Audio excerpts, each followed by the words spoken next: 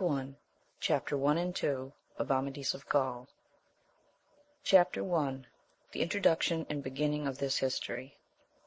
Not many years after the passion of our Redeemer, there was a Christian king in Lesser Britain, by the name Garinter, who, being in the law of truth, was of much devotion and good ways. This king had two daughters by a noble lady his wife.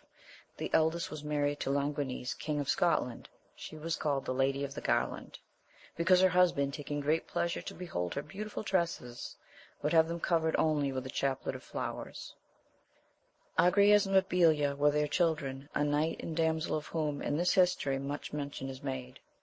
Elisena, the other daughter, was far more beautiful, and although she had been demanded in marriage by many great princes, yet she would wed with none, but for her solitary and holy life was commonly called the lost devotee, because it was considered that for one of such rank, gifted with such beauty and sought in marriage by so many chiefs, this way of life was not fitting. King Garinter, who was somewhat stricken in years, took delight in hunting. It happened one day that, having gone from his town of Alima to the chase, and being separated from his people, as he went along the forest saying his prayers, he saw to the left a brave battle of one knight against two.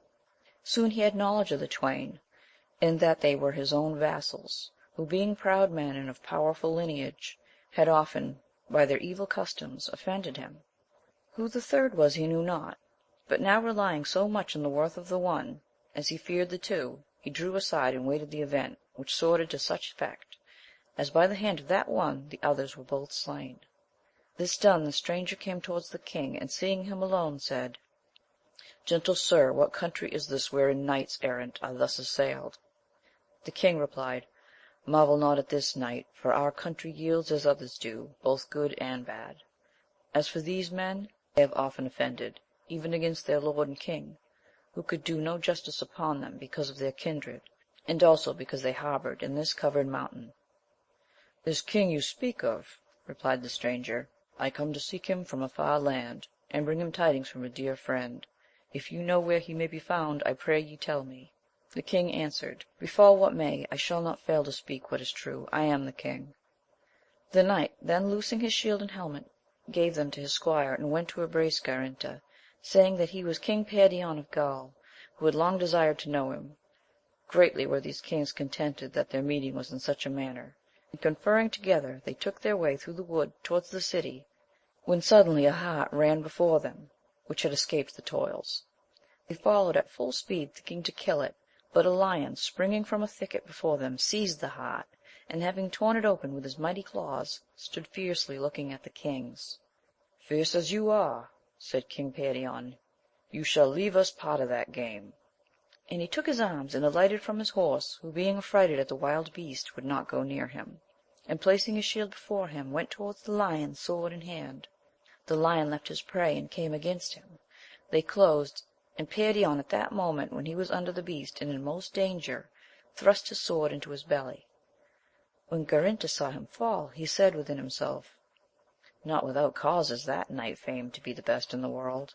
Meanwhile their train came up, and then was their prey and venison laid on 2 horses and carried to the city.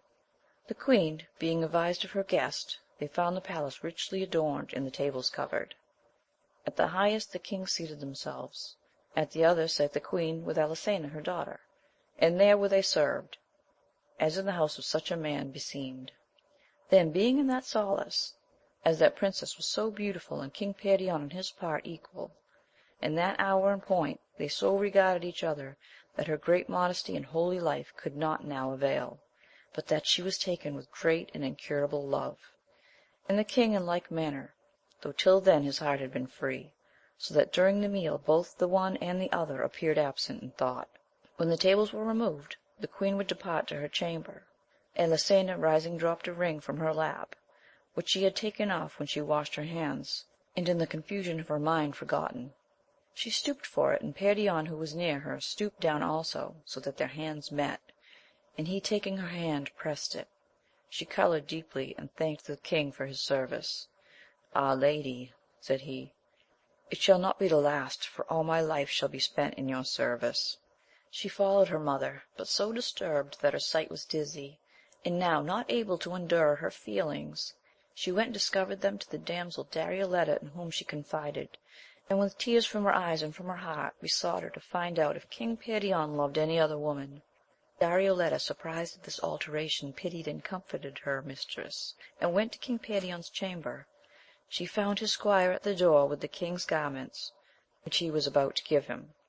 Friend, said she, go you about your other affairs, for I must wait upon your master. The squire, thinking it was the custom of the country, gave her the garments and went away.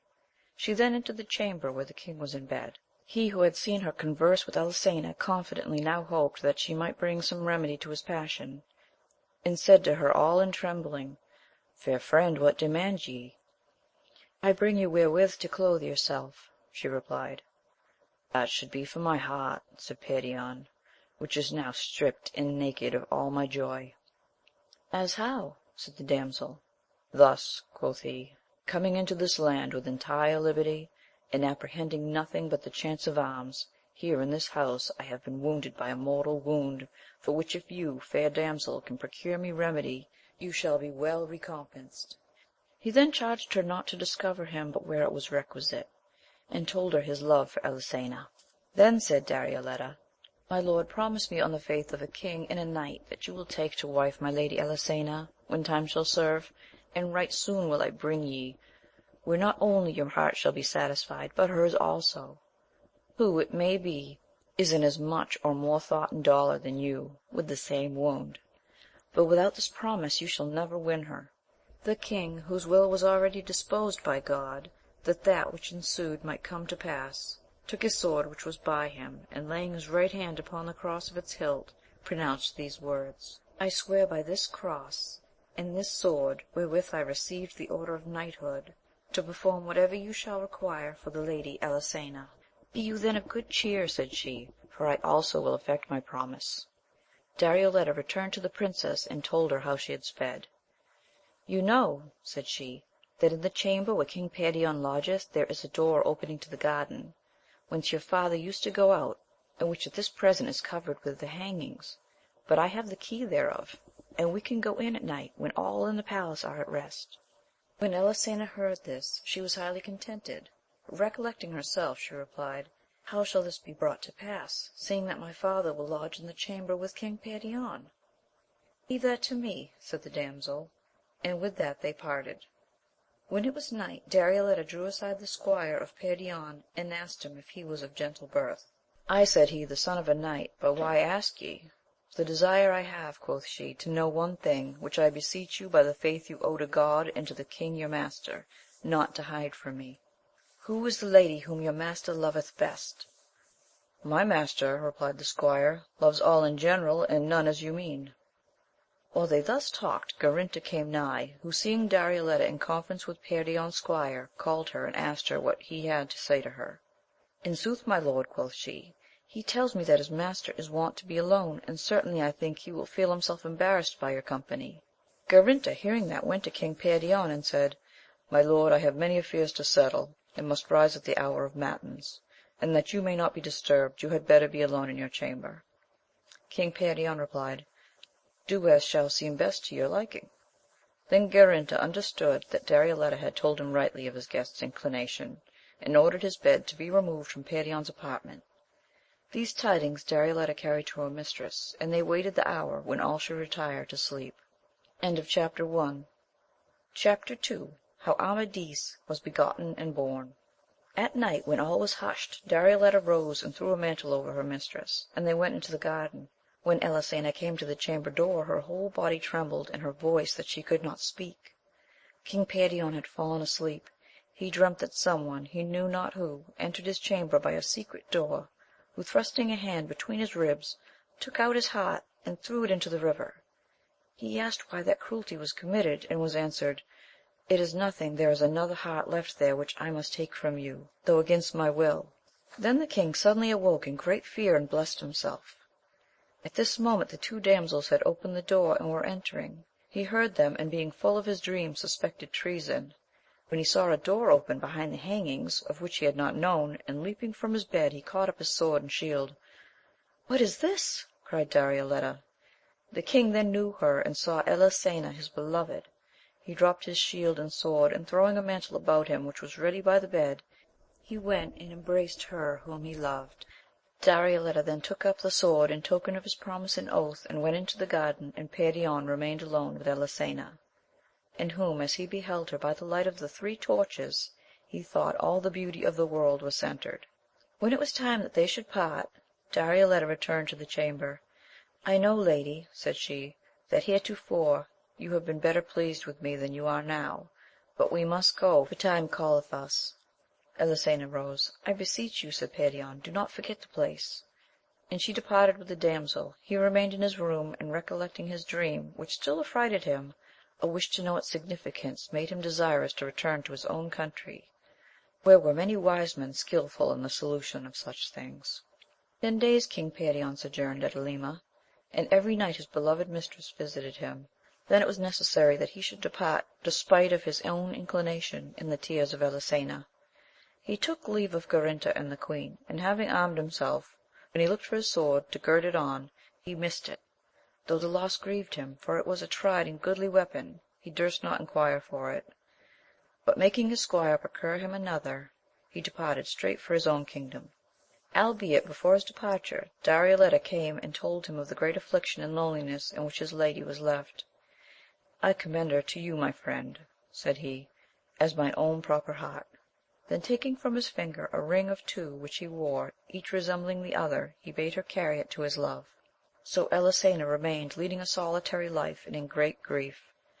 Darioleta comforted her the best she could, and the time passed on, till she felt herself great with child, and lost the appetite for food, and the pleasure of sleep, and the fresh colour of her countenance.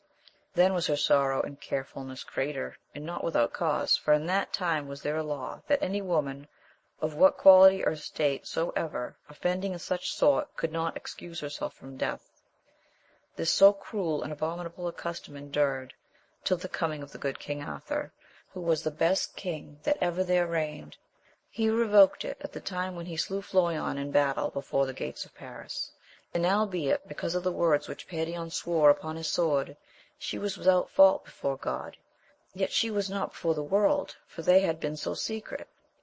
To let him know her condition was what she could not think, for he was young and proud of heart, and took no delight elsewhere than where renown was to be gained, and so was for ever going on errant night from one place to another. So she found no remedy for her life, yet did not the loss of life afflict her so much as that of her dear and beloved lord. But God, by whose permission all this had come to pass for his holy service, gave such discretion to Darioleta that she remedied all. In the palace of King Garinta there was an arched chamber separated from the rest, which overlooked the river. It had a little iron door through which the damsels sometimes were wont to go out by the water side, but now none inhabited the apartment.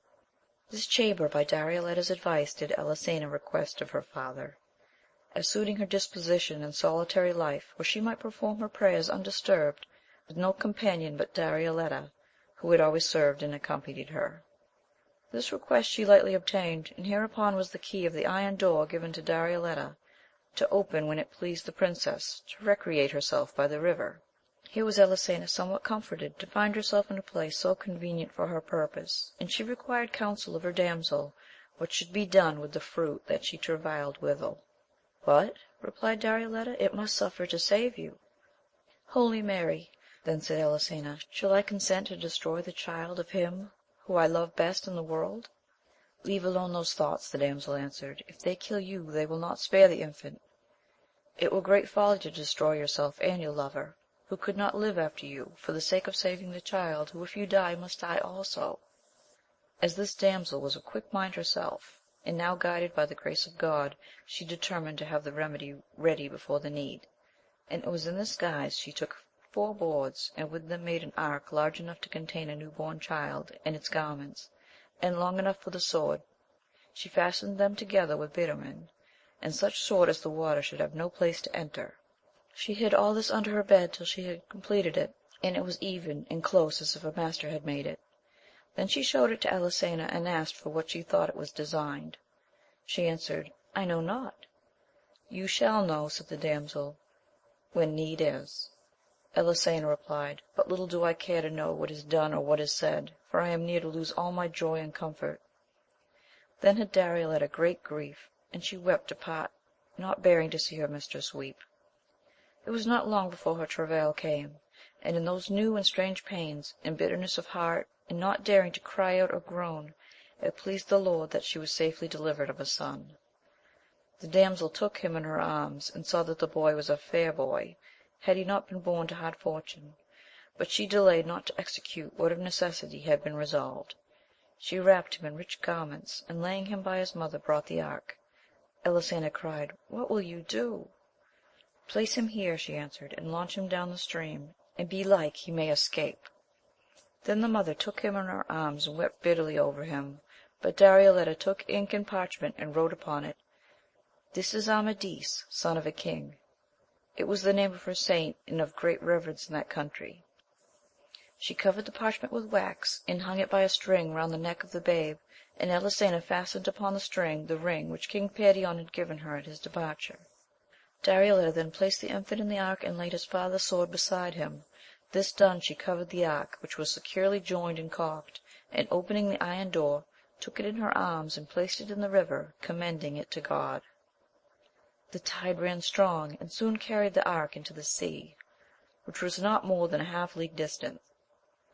Now the dawn appeared, and it pleased God that there was a knight of Scotland sailing on that sea, returning from the Lesser Britain to his country, with his wife, who had newly been delivered of a son, called Gandalin. The morning was both calm and clear, whereby the knight Gandales saw the ark floating among the waves, and he ordered the mariners to put out a boat and take it up. They speedily overtook it, and Gandales opened the cover, and beholding the babe within, he cried, This is from no mean place. And this he said because of the rich garments, and the ring, and the good sword, and he cursed the mother who had for fear abandoned so fair a child. He carefully laid aside all the things that were contained in the ark, and desired his wife to breed up the infant, and she ordered the nurse of her own child Gandalin to suckle him. So they went their way through the sea with a favourable time, and took port in a town in Scotland called Antalya, and from thence departing they came to his castle, which was one of the good ones of the land. There he had the child brought up like his own son, and such he was believed to be, because the mariners who took up the ark had sailed away to other parts. Chapter 3